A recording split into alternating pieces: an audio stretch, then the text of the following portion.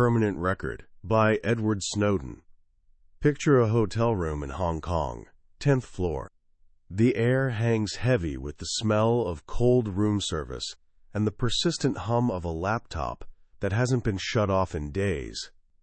Outside, neon lights paint the window in electric colors, but inside, a young man, barely 30 years old, is making a decision that will obliterate the life he knows.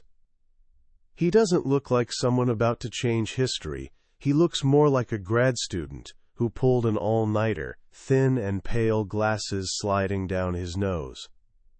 His hands won't stop moving, nervously twisting a Rubik's Cube, the colored squares spinning into chaos and back again. This is Edward Snowden, and he's waiting. He's waiting for the journalists he contacted, the ones he's betting everything on, hoping they'll help him tell the world a secret so massive it will crack the foundations of modern surveillance. He knows what comes next. Once this door opens, there's no walking back through it. The government will hunt him. His family will reel in shock. The woman he loves will wake up alone, wondering where he went and why. Every road forward leads to exile, prison, or worse. So here's the question that gnaws at you. Why would someone successful and brilliant, someone with a top-secret clearance, a six-figure salary, and a comfortable life, set it all on fire? Why would anyone risk everything for an idea? That question is the beating heart of Permanent Record. This isn't just a spy thriller. It's a journey into the mind of someone who grew up loving his country and the internet in equal measure, only to find himself standing at the controls of a surveillance machine so vast, he believed it threatened the very essence of human freedom. By the time we're done here, you'll understand how he got to that hotel room. You'll see how the internet, once a wild frontier of creativity and connection, morphed into the most powerful surveillance apparatus ever built. And you'll discover the lesson he learned the hard way, that sometimes the most patriotic thing you can do is refuse to stay quiet. This is the story of one choice, and the world it shook awake. Our story doesn't start in a bunker full of secrets. It starts in the suburbs, with a kid who fell head over heels for a machine.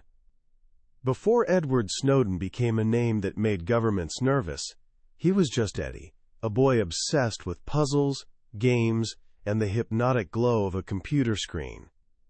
His dad, Lonnie, was a Coast Guard engineer who loved tinkering with gadgets.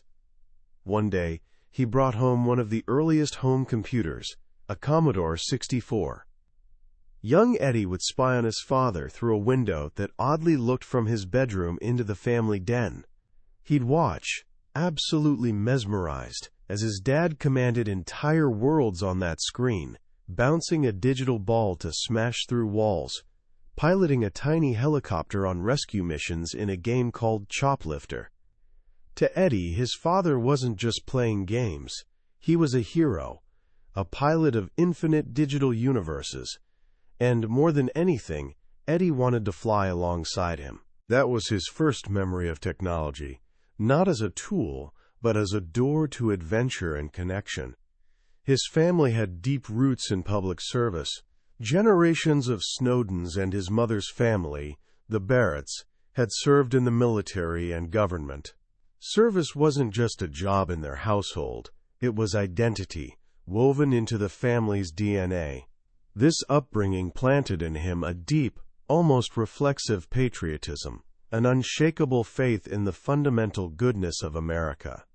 But his real education didn't happen in classrooms. It happened on a Nintendo Entertainment System. From The Legend of Zelda, he learned that the world was meant to be explored. From Mega Man, he learned that even your enemies have something to teach you. But it was Super Mario Bros. That delivered what he calls one of life's most important lessons.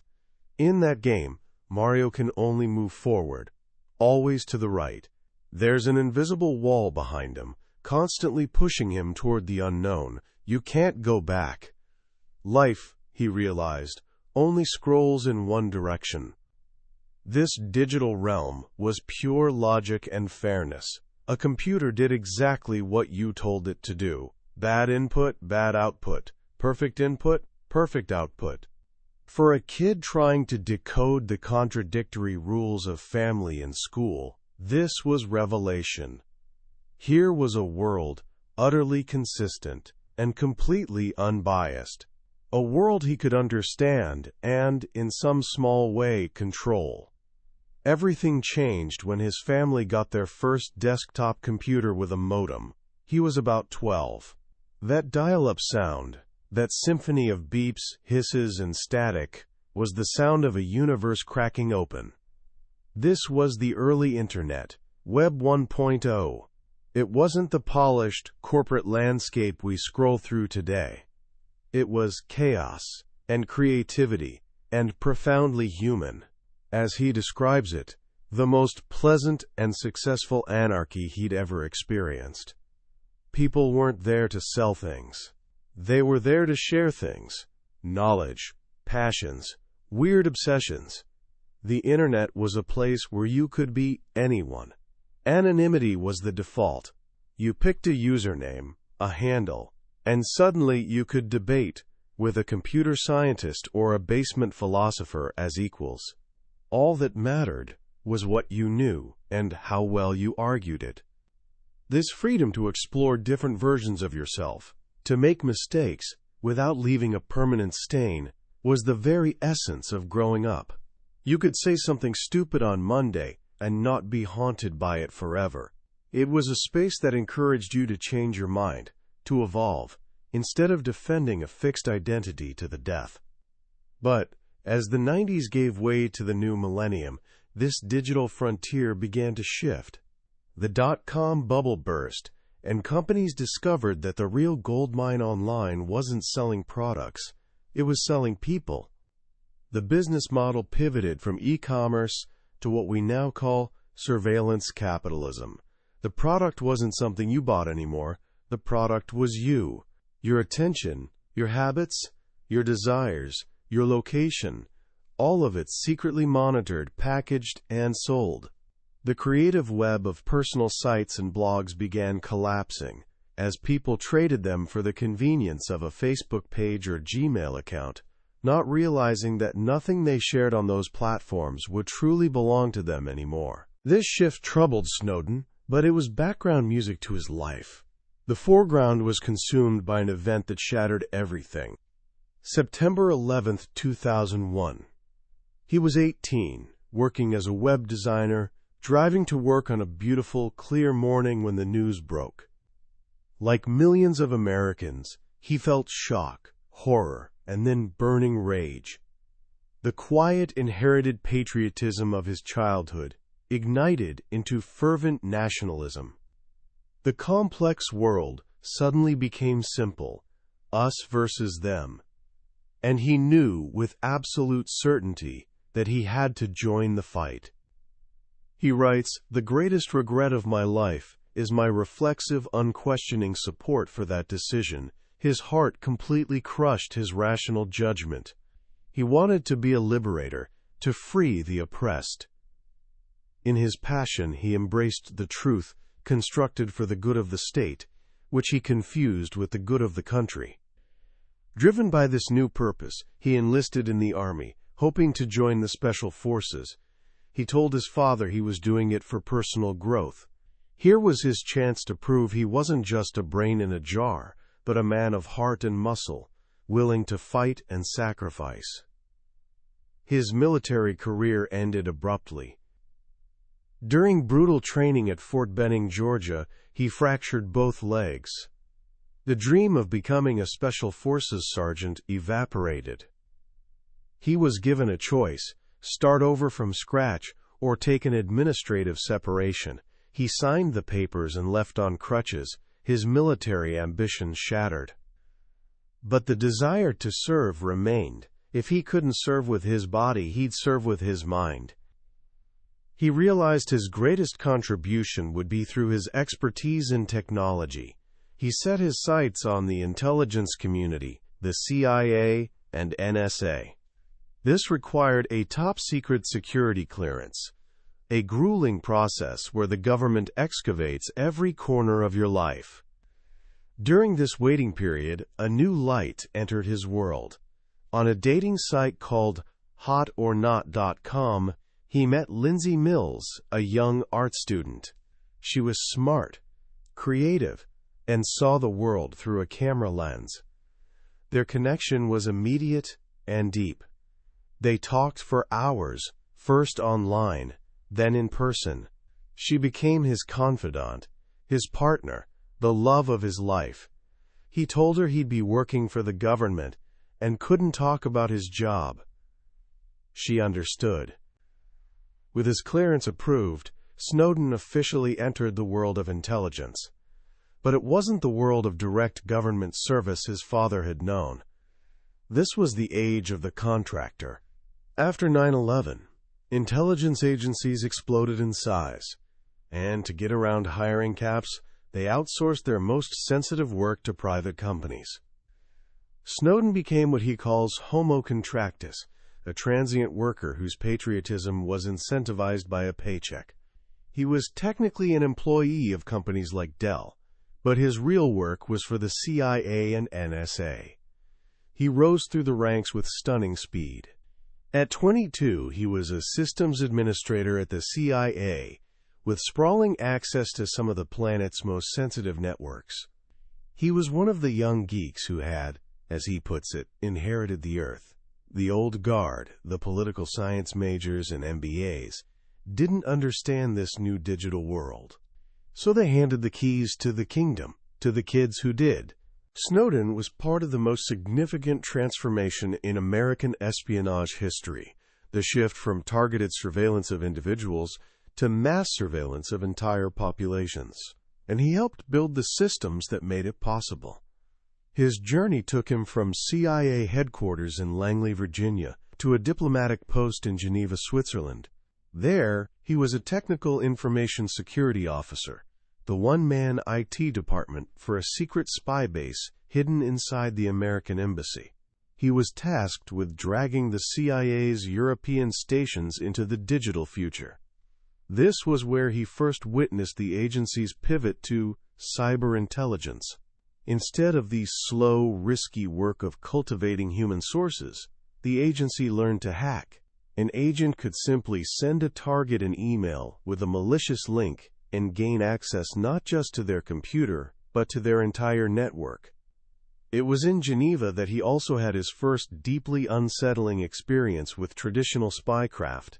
He helped a case officer target a Saudi banker for recruitment. The plan went horrifically wrong. The officer Cal got the banker drunk, arranged for him to be arrested for DUI, then manipulated him through his vulnerability.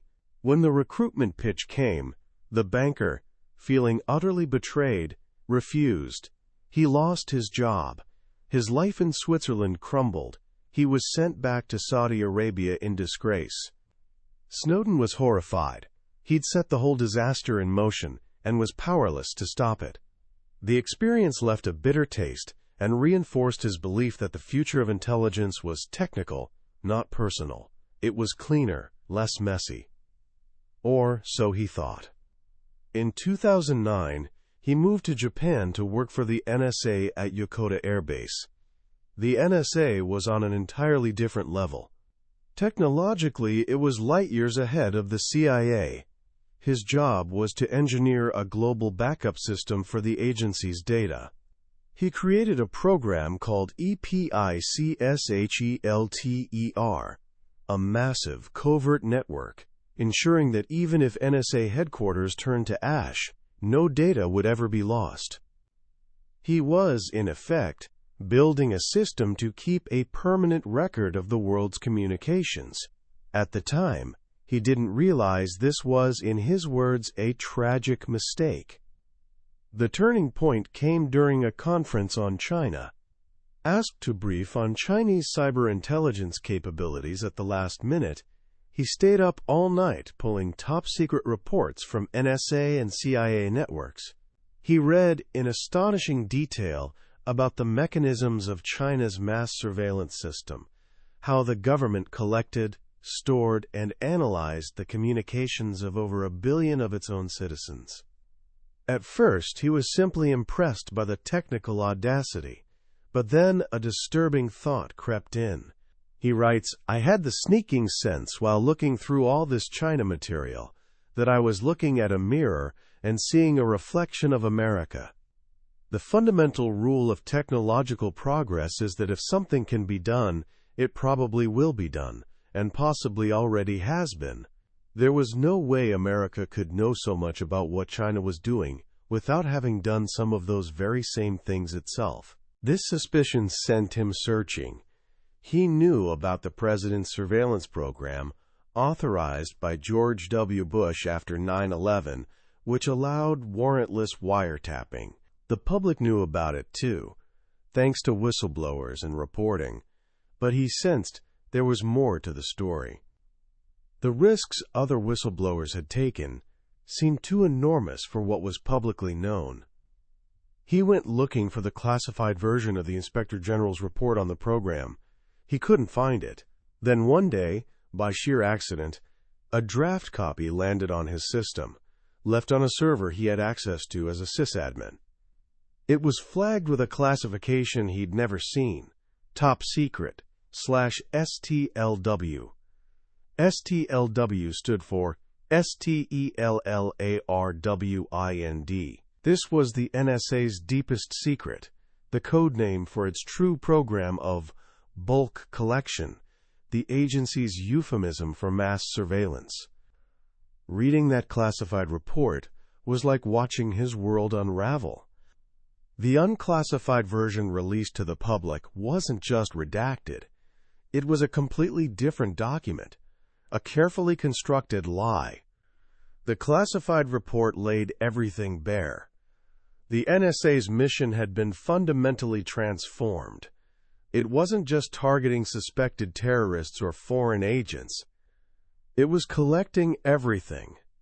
The legal justification was a piece of terrifying wordplay. The government argued it didn't acquire or obtain your communications when it collected and stored them in a database. It only obtained them if and when an analyst actually searched for and retrieved them. This meant the government could create a permanent record of everyone's life, a vast library of unobtained data, then at any point in the future go back and search through it for a crime. This is where the concept of metadata becomes crucial. Most people think of surveillance in terms of content, the words in your emails, the conversations in your phone calls, but the NSA was far more interested in metadata. Metadata is data about data. It's the record of your activities. For a phone call, it's who you called, when, where you called from, and for how long.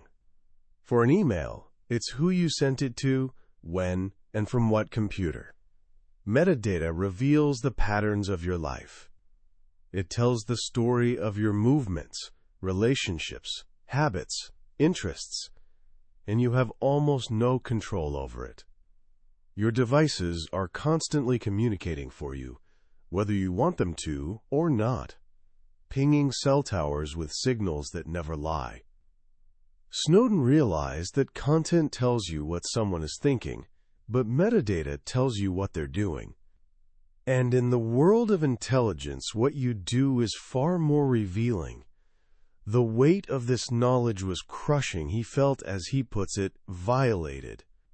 He was an employee of the intelligence community who now realized he'd been protecting not his country, but the state. He'd helped build an essential component of this system without understanding its true purpose.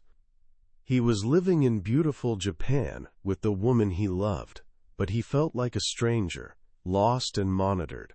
He writes, "I now understood that I was totally transparent to my government.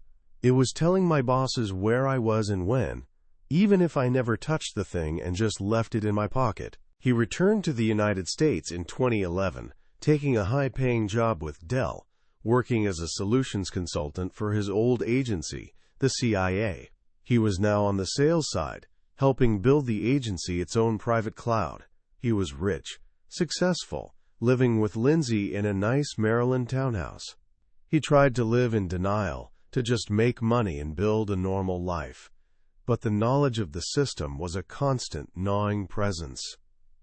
His body began to betray him. Strange symptoms appeared: dizziness, clumsiness, moments of disconnect.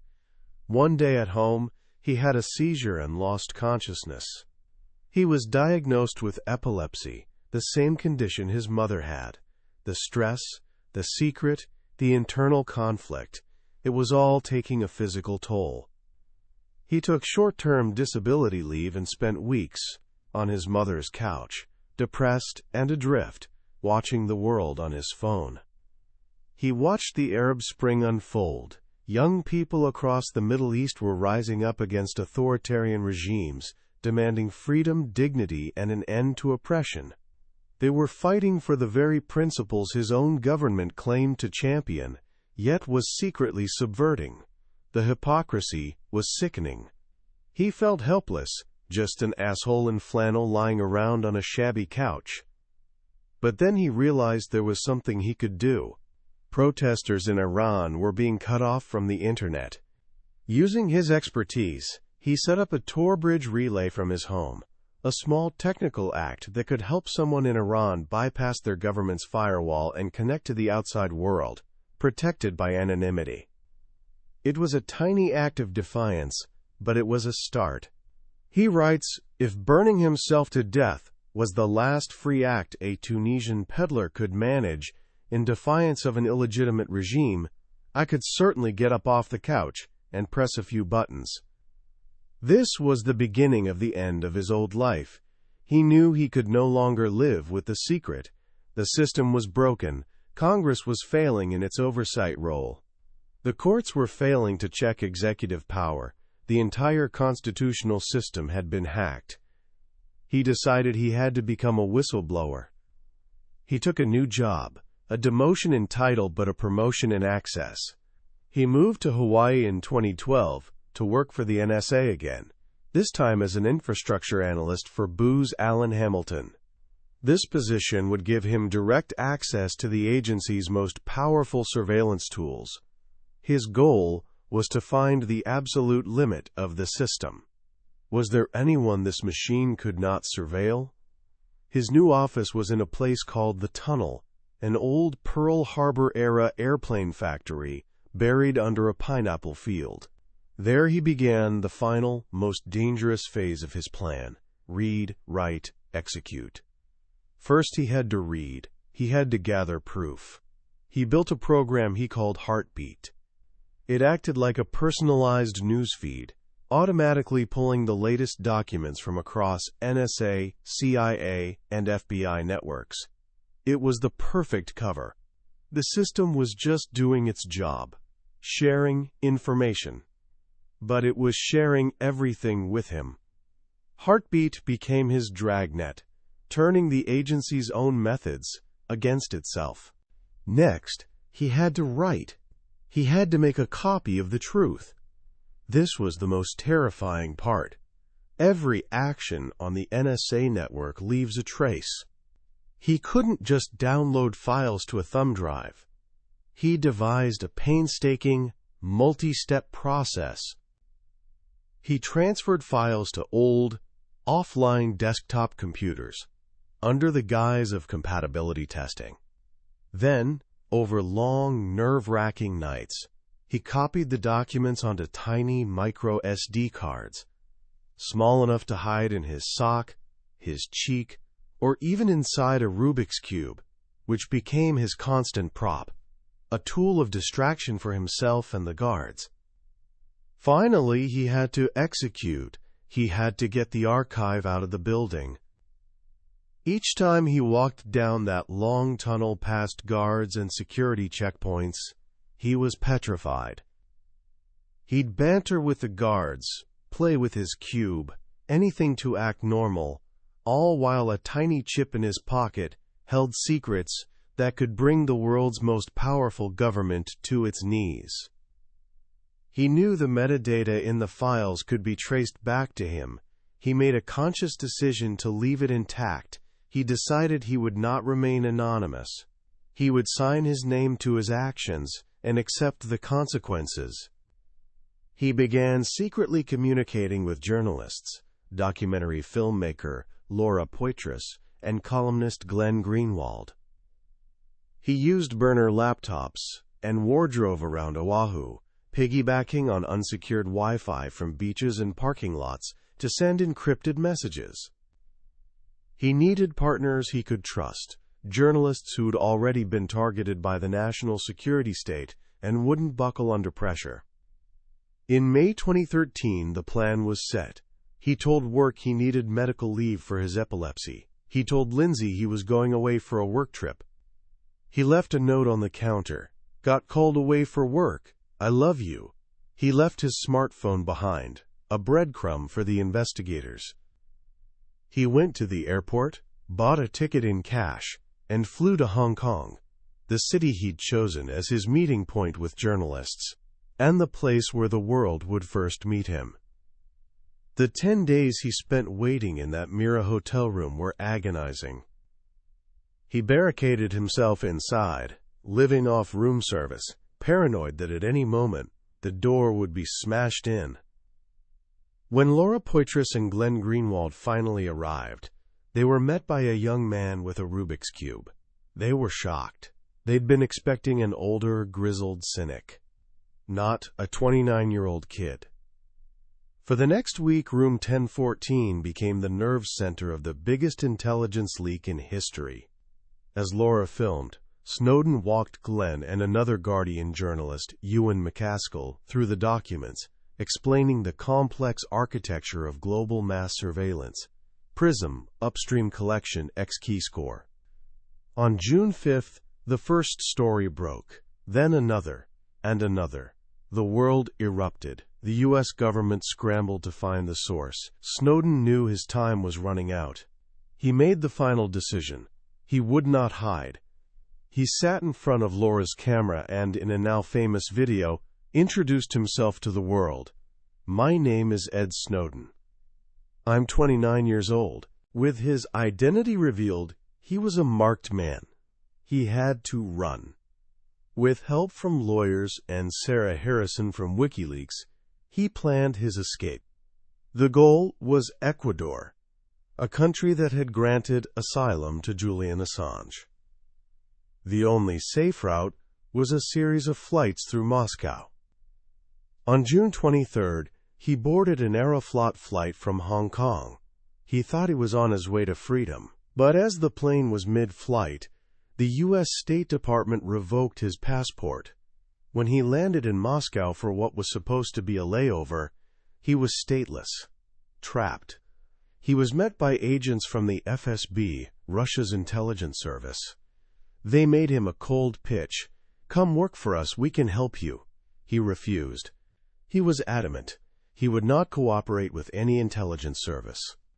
He spent the next 40 days and 40 nights living in Sheremetyevo Airport, a man without a country, applying for asylum to 27 different nations. None were willing to stand up to American pressure. Finally, on August 1, 2013, Russia, likely finding his presence an international nuisance, granted him temporary asylum. His layover, which has now lasted years, had begun. He was in exile. While he navigated this geopolitical chess game, the life he left behind was being torn apart. The FBI interrogated Lindsay for days. They followed her everywhere. The media descended, painting her as a stripper, a clueless girlfriend. Her life became a public spectacle. In her diary, she writes of the anger, confusion, heartbreak. Ed, what have you done? How can you come back from this? She packed up their home in Hawaii, selling his life for parts at a yard sale. The things the FBI didn't take fit into a single small cardboard box. In a final, cathartic act, she burned the box in a metal trash can. How could we have known, she writes, that our own lives were about to erupt? That Volcano Ed was going to destroy everything? But then she remembers what a guide at a volcano once told her. Volcanoes are only destructive in the short term. In the long term, they create islands, enrich the soil, and make new life grow. In the winter of 2014, Lindsay flew to Moscow. She came to visit the man who'd turned her world upside down. He expected a slap in the face. Instead, she placed her hand on his cheek. They held each other in silence. She moved to Russia to be with him. In 2017, they were married. His life now is one of digital connection and physical isolation. From a 2-bedroom apartment in Moscow, he beams himself onto stages around the world, speaking about civil liberties in the digital age. He serves as president of the board of the Freedom of the Press Foundation, helping build the very encryption tools that can protect journalists and citizens of the future. He's a man who lost his country but found a new global community, a man who sacrificed his own freedom to start a conversation about everyone else's. And in the quiet moments of his exile, he's still that boy who fell in love with a machine, who believed in technology's power to connect us, and who now dedicates his life to ensuring that connection doesn't become our cage. Reading Permanent Record is a powerful and at times deeply unsettling experience. It's more than just a memoir. It's a foundational text for understanding the 21st century, a story about the collision of 3 powerful forces: technology, government, and individual conscience. What strikes me most about Snowden's journey is its profound sense of inevitability. He wasn't a radical or an activist. He was a believer. He was a patriot, raised in a family that revered public service. He entered the intelligence community to defend his country. The tragedy of his story is that the very system he swore to protect was the one he found himself forced to expose. His disillusionment wasn't a sudden crack, but a slow, grinding erosion of faith, born from seeing the gap between America's principles and its practices. The book is a stark warning about the nature of power in the digital age. The idea that, if you have nothing to hide, you have nothing to fear, is one of the most dangerous fallacies of our time.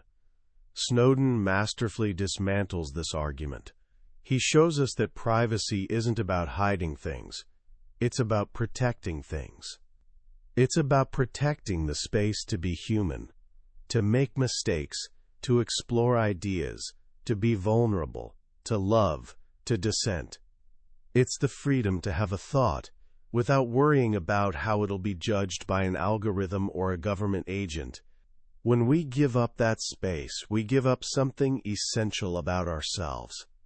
He makes it clear this isn't a partisan issue. Mass surveillance was born under a Republican administration and expanded under a Democratic one. The system, once built, has a life of its own. It's a machine that will always argue for its own expansion and will always find a justification, whether terrorism, crime, or public safety. But this book isn't a message of despair. It's a call to action. It's a testament to the power of a single individual to challenge an entire system. Snowden's story reminds us that the technologies used to control us can also empower us. Encryption, he argues, is the single best hope for reclaiming our privacy. It's a mathematical shield that can protect our communications from even the most powerful states. So what can we take away from this? What can we do today? First, we can become more conscious of our digital lives. Think about the data you generate every day.